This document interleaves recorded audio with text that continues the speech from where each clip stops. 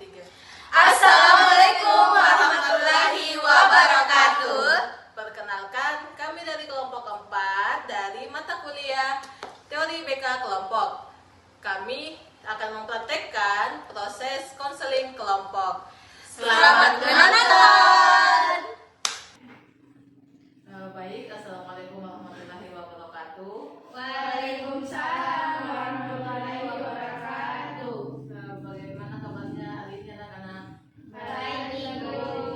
Oke, kan sebelum kita melaksanakan kegiatan konseling kita pada hari ini, alangkah baiknya kita berdoa dulu dan mungkin doanya bisa dipimpin oleh siapa ya? Siapa yang mau pimpin doa? Baik, silahkan pimpin doanya. Ya, sebelum kita mulai kegiatan hari ini, marilah kita bersama-sama berdoa menurut kepercayaan masing-masing. Doa dimulai. Selesai. Baik, sebelum kita masuk ke kegiatan inti, kan pasti di sini belum ada yang saling mengenalkan. Iya, Bu. Tapi kalian sudah kenal ibu toh? Sudah. Oke, jadi saya mau anak-anak sekalian memperkenalkan diri beserta nama panggilannya. Dimulai dari sini. Ya, perkenalkan Ibu, nama saya Khairul Musa, biasa dipanggil Ica. Halo, Cak. Perkenalkan Bu, kalau nama saya Glenn Padasham, biasa dipanggil Bu. Halo, Halo. Kak. Perkenalkan Ibu dan teman-teman, nama saya Krisna, saya biasa dipanggil Kais. Perkenalkan Ibu, saya jadi Fatima, biasa dipanggil Adina. Halo, Adem. Perkenalkan Bu, nama saya Novita Abdullah, biasa dipanggil Novi. Halo, Novi. Perkenalkan Bu, nama saya Ayu Fikra Maria, biasa dipanggil Aku. Halo, Aku.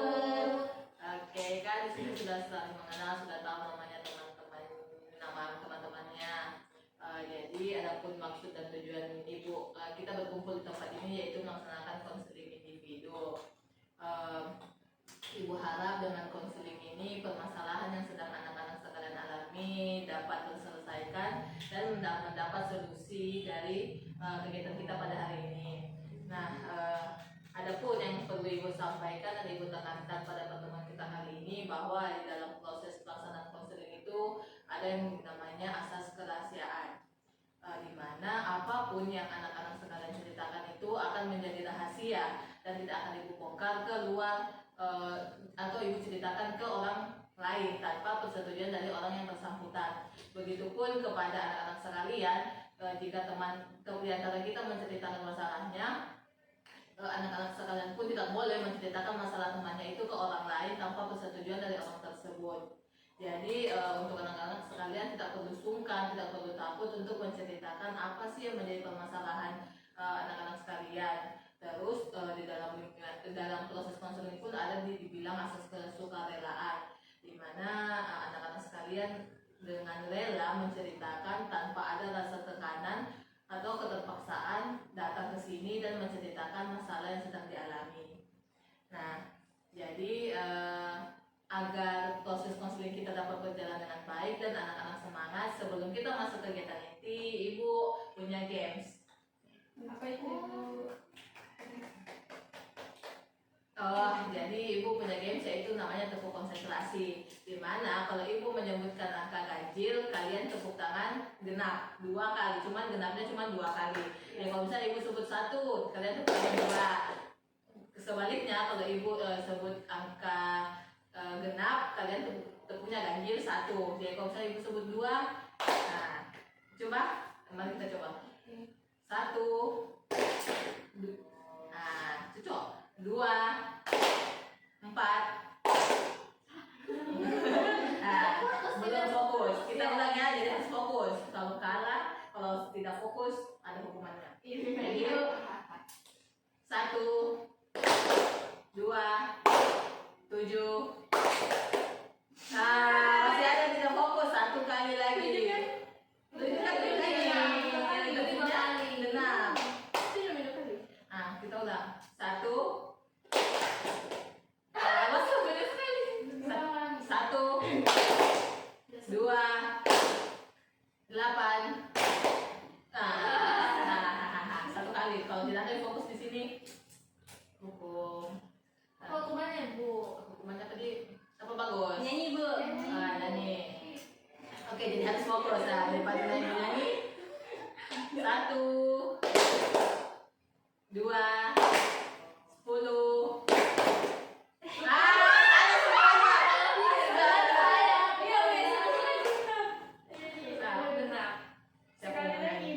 lagi nak, fokus. Kalau ibu sebut angka genap 1 kali tepuk tangan, kalau ibu sebut angka ganjil 2 kali tepuk tangan. 1, 2, 7, 5, 4. Itu sudah ada nih untuk fokus nih. Nah, sudah semangat Mito, sudah fokus nih. Jadi kita masuk nih paling di kegiatan inti. Sudah siap nih, tidak ada yang mau dilakukan? Ibu jangan pulpen. Oh ini ibu dua punya 20 pen. Kasih. Oke, jadi sudah siap. Ya. Jadi di sini dari anak-anak sekalian, ibu pengen tahu apa sih yang menjadi permasalahan atau menjadi masalah yang mungkin bisa mengganggu keseharian anak-anak sekalian. Mungkin dari Ica dulu bisa menceritakan. Begini Bu, kalau presentasi Ibu kadang tidak percaya diri kayak Ibu, kadang juga malu kalau di depan umum bicara Ibu. Kalau dari Akila? Kalau dari saya Ibu tidak percaya diri sama kemampuanku Ibu. Jadi selalu cemas atau selalu takut kalau mau kasih pendapat atau memperbaiki kelas. Terus juga selalu takut Ibu kayak saya kan suka Ibu ikut berkegiatan sebenarnya kayak di organisasi dan lain-lain. Tapi suka takut ikut begitu karena nanti orang-orang di belakang bilang ih apa sih di kerja ikut begitu nanti kan tidak ada di hasilnya nanti kan begini. Jadi ibu saya ngomong gitu. Oh jadi latihan percaya diri itu lebih ke akademik juga, kayak takut menyatakan pendapat, terus mau ikut organisasi tapi takut akan omongan orang lain. Iya. Jadi kalau dari Kres, apa permasalahan percaya dirinya? Kalau saya itu saya kayak sering malu kalau mau mengungkapkan pendapatku di depan umum. Terus juga kayak tidak ragu dengan kemampuanku, jadi sering sekali itu membanding-bandingkan sama orang lain kayak orang bisa, kenapa saya tidak bisa. Oh jadi kalau Kres masalah percaya dirinya juga lebih ke akademik, yaitu bisa menyatakan pendapat, bisa mengungkapkan pendapat, dan juga tidak yakin dengan kemampuan yang dimiliki. Nah kalau dari Aceh? Saya itu terlalu takut gagal Ibu. Jadi kalau mengatakan keras itu Bu Oh jadi kalau Aceh itu dia kepercayaan dirinya lebih takut apa yang akan hasil dari yang akan dilakukan, padahal itu belum dilakukan tapi sudah takut gagal duluan. Kalau dari Novita? Saya teman-teman sama dengan saya itu kurang percaya diri di depan teman-teman kalau dalam presentasi kayak malu-malu untuk mengungkapkan kayak malu berpendapat, malu mengungkapkan jawaban. Saya tahu. Oh jadi juga kita juga di bidang akademik juga takut menyatakan pendapat, malu dan gugup ketika harus menyatakan sesuatu di depan umum. Kalau dari aku sendiri? Kalau saya Bu, saya kayak kurang yakin nggak dengan penampilanku atau fisikku karena saya juga selalu merasa malu untuk berinteraksi sama orang, sama sulit juga untuk menerima pujian. Oh jadi kalau aku jadi masalahnya lebih ke diri, lebih pribadi. Jadi kayak takut akan penilaian orang sebenarnya. Takut mungkin dinilai baik tapi kita berpikir bahwa nak puji ke sana orang kayaknya malah kebalikannya, malah ada ejek kak. Oke. Nah dari beberapa masalah yang sudah diungkapkan sama anak sekalian, jadi masalah yang paling yang paling dialami sama anak-anak yaitu kepercayaan diri di bidang akademik. Dimana kayak takut ngomong di depan umum ketika diskusi, takut untuk menyuarakan pendapat, padahal kita tahu nih jawaban dari misalnya pertanyaan teman-teman sekalian kita tahu, tapi karena tidak punya keberanian, takut untuk salah, padahal kita belum melakukan tapi sudah takut duluan. Nah kalau saya mau bertanya dari saudari Akila, apa sih penyebabnya sehingga kenapa sih takut untuk menyatakan pendapat, terus takut untuk melakukan sesuatu karena omongan orang lain? Kalau penyebab pastinya sih Bu nggak tahu, tapi bisa jadi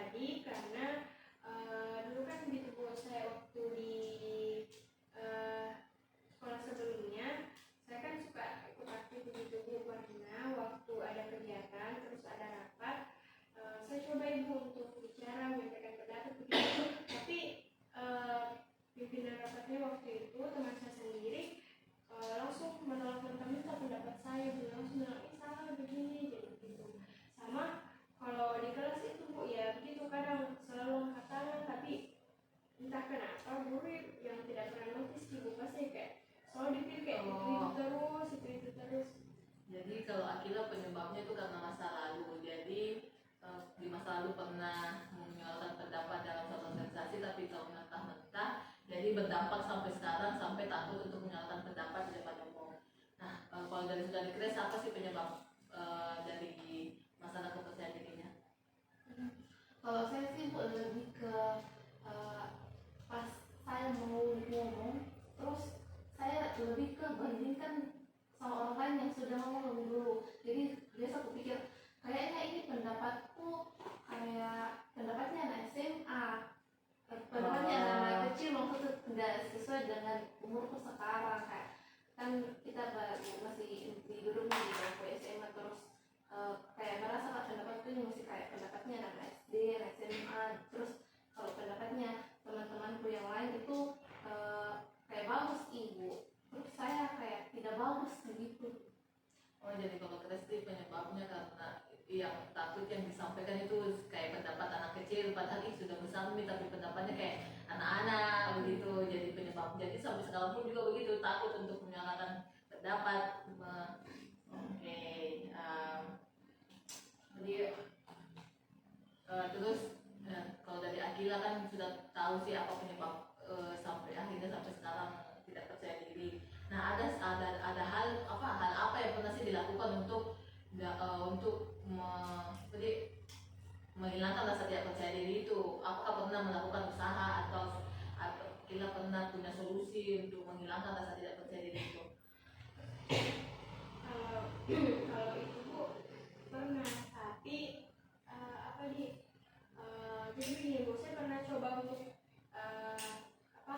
ikut lagi di organisasi, tapi kayak pas di rapat itu kan mau coba berpendapat lagi, tapi ketika waktu lihat pendapat yang lain kayak ini pendapatku apa Ji, nggak penting, nggak, maksudnya kayak ya kayak yang terus kamu kayak pendapat anak-anak gitu.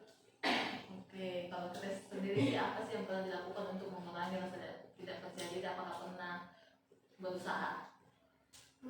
Kalau saya sih Bu, tidak pernah kayak berusaha untuk itu, karena pasti kalau mau bicara itu pikiran-pikiran datang sendiri. Jadi lebih ke pas cerita sama temanku, dari temanku yang bilang tidak apa-apa Ji, bagus sih pendapatmu, kayak begitu dari temanku. Oke, kan teman-teman sini permasalahannya hampir sama. Mungkin penyebabnya juga hampir sama karena gagal di masa lalu yang berdampak sampai sekarang. Nah, kurangnya rasa percaya diri pasti sangat mengganggu kegiatan kita sehari-hari, terutama di dalam sekolah, di area di bidang sekolah begitu. Karena kan di dalam kelas otomatis kita yang dibutuhkan itu adalah keaktifan, dan pasti setiap diskusi yang dibutuhkan itu keaktifan, ngomong. Misalnya kalau misalnya guru beri umpan balik, kasih pertanyaan, otomatis kita harus menjawab supaya itu nilai plus untuk dosen bahwa untuk guru bahwa siswa ini aktif, siswa ini pintar, bisa ngomong begitu. Mungkin yang bisa dilakukan juga itu ya saja berpikir positif. Berpikir positif itu penting. Jadi kayak itu yang tadi yang belum melakukan apapun sudah merasa takut gagal. Ya berpikir positif aja, kan prosesnya saja belum dilalui, aktivitasnya pun belum dilakukan. Jadi sih kayak begini, jangan berpikir irasional. Karena kapan pemikiran irasional itu ditanamkan terus, kita akan tidak bisa berkembang, tidak akan selalu nge-stuck di situ saja. Jadi kalau bisa secara perlahan itu hilangkan pikiran irasional itu, kayak mulai berpikir mulai sekarang tidak usah dulu pedulikan kata orang lain. Kita harus yakin dengan kemampuan yang kita miliki. Begini, masa orang lain bisa kita tidak? Nah, kita harus tanamkan itu. Jadi dia bisa, saya juga harus bisa. kita harus tanamkan itu dalam diri kita supaya rasa tidak percaya diri ini tidak mendominasi diri kita gitu. Kalau dari Ajeng sih sendiri, usaha apa yang solusi apa yang pernah dilakukan untuk mengurangi kayak rasa tidak percaya diri untuk melakukan apapun? Kalau sampai sekarang ibu belum ada solusi ibu, tapi pernah ibu melakukan sesuatu yang tidak mau perhatiin, tapi pas gagalnya itu bu dijelasin kematian di istri juga sudah berhenti.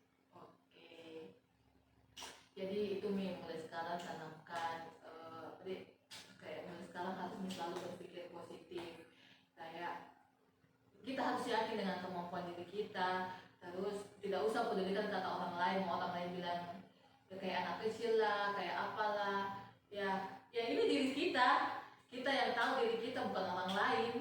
Jadi kita tidak usah peduli kata-kata orang lain, yang penting kita sudah melakukan yang terbaik dan itu tidak salah, kecuali itu memang perilaku yang salah, baru kita tidak boleh bangga dengan diri kita. Itu terus mungkin saya akan tanya anak-anak, kan ini sudah teman-teman sudah mengungkapkan masalah, terus penyebab ketidakpercaya dirinya, terus mungkin hal yang pernah dilakukan. Mungkin dari Ica saya mau tanya, setelah kan ini proses konseling kita sudah di pertengahan nih, mungkin solusi apa mungkin yang sudah terbesit di Ica untuk menghilangkan rasa tidak percaya diri? Kalau bagi saya itu bu, masalahku yang tadi kan cemas bicara depan umum, mungkin lebih berlatih lagi bu untuk bicara, kayak tidak perhatikan juga yang lain bu gitu. Kalau dari Akila? Kalau dari saya itu sih bu, kayak yang disampaikan tadi, bilang coba dulu, baru jangan pikir hasilnya bagaimana, tapi coba dulu. Jadi mungkin saya akan coba lagi untuk berpendapat, terus coba lagi juga untuk ikut-ikut kegiatan yang memang saya senang juga, tanpa menghiraukan apa yang orang pikir. Oke, terus dari Grace? Kalau saya sendiri dari yang sudah kita bahas tadi bu, saya kayaknya harus lebih berani untuk berpendapat, terus tidak terlalu dengar juga, tidak terlalu membandingkan dengan diri sendiri sama orang lain juga, karena yang namanya anak sekolah pasti masih tahap belajar, jadi kalau salah tidak apa-apa juga. Itu lebih berani sih. Kalau dari Ajeng? Hampir sama dengan teman-teman bilang bu, mungkin saya mengurangi overthinking bu, dan tidak usah dulu berpikir macam-macam sebelum mencoba itu. Oke, kalau Novita? Mungkin ya sama pendapat teman-teman, kita harus mencoba dulu, tidak usah mendengarkan ucapan orang lain, berusaha untuk untuk hasilnya mungkin di belakang, tapi ya intinya kita harus berpikir positif thinking. Oke, kalau dari aku? Kalau dari saya bu, mungkin Kayak tidak bisa kita langsung berpikir Ya. itu tujuannya mungkin EJK atau bagaimana, lebih ke berpikir positif. Oke,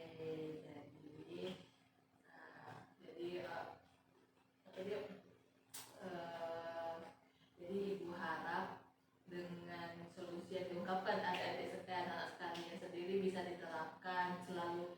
Ibu harap anak sekalian selalu berlatih agar rasa tidak percaya diri itu berkurang dan rasa percaya dirinya itu meningkat.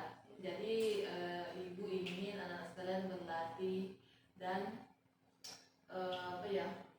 berkomitmen pada diri sendiri bahwa mau berubah dan mau menjadi seseorang yang lebih percaya diri lagi.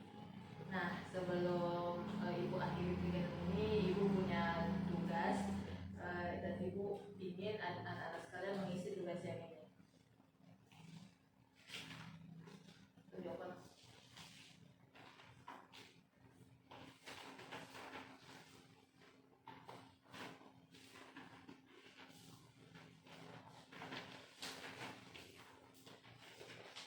Nah, di lembar itu ibu mau minta anak-anak sekalian untuk menuliskan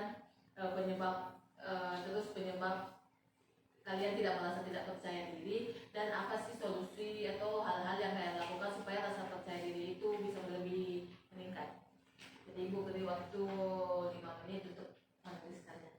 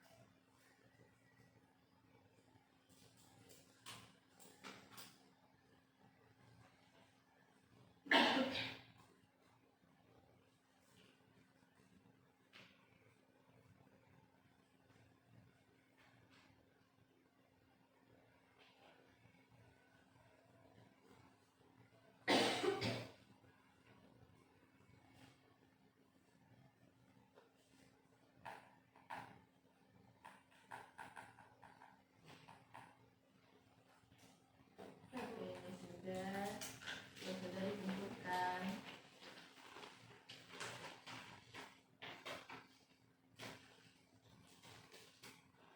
Terima kasih.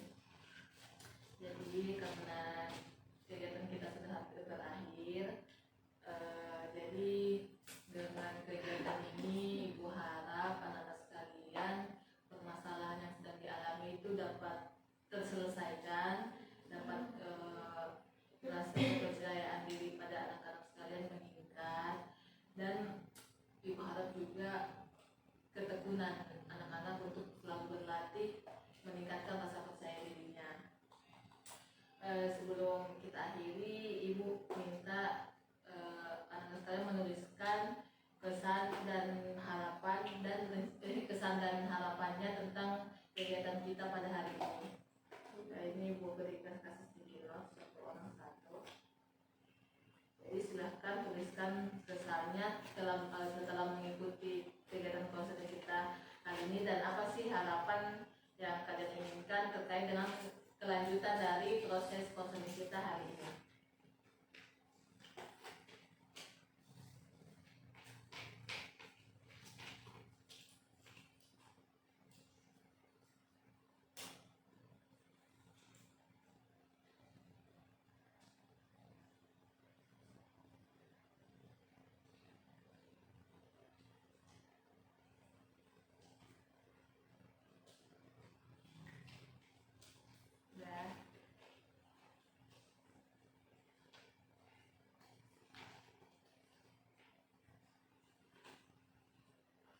Terima kasih. Nanti Ibu baca kesan dan harapannya ya.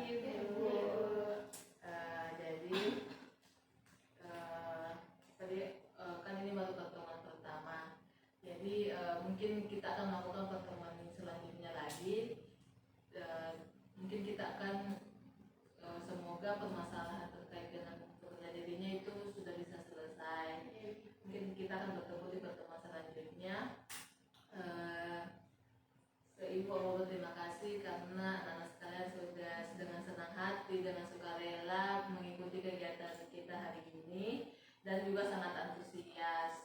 Ibu sangat bangga dan sangat tersanjung bisa menjadi membantu anak-anak sekalian terkait dengan permasalahan yang dialami. Jadi untuk akhiri saya mau minta salah satu dari kalian untuk memimpin doa. Siapa yang mau? Ica lagi, silakan Ica, doanya. Sebelum kita mengakhiri pertemuan hari ini, selanjutnya kita berdoa sesuai kepercayaan masing-masing. Doa dimulai.